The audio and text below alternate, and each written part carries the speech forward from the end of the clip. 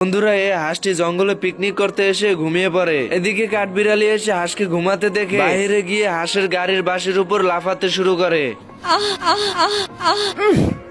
মাং মাং কোটাই কোনটাই রে? হ্যাঁ, এরপর হাঁস এসে কাঠবিড়ালিকে ধরে বলতে থাকে। এখানে কি হচ্ছে? কাঠবিড়ালির ছোট ভাইকে মার দেওয়া দেখে বড় কাঠবিড়ালি এসে হাঁসের পাও বেড়ায় কামড় দিয়ে দেয়।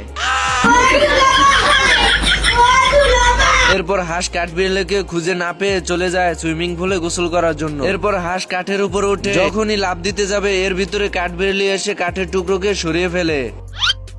হাঁসকে পড়ে যাওয়া দেখে কাঠবিড়ালি খুশিতে বলতে থাকে। হাঁস তো কিছু না বুঝে আবারও লাফ দেওয়ার জন্য প্রস্তুত হয়। হাঁসের লাফ দেওয়া দেখে কাঠবিড়ালি এসে আবারও কাঠের টুকরো ঘুরিয়ে দেয়। और मैं आसमान की ऊंचाइयों में बाप रे अरे दादा रे और मम्मी रे नहीं नहीं नहीं नहीं नहीं আহা আমি পারি না আর পারি না বেটা হইলো বেটা জানি না।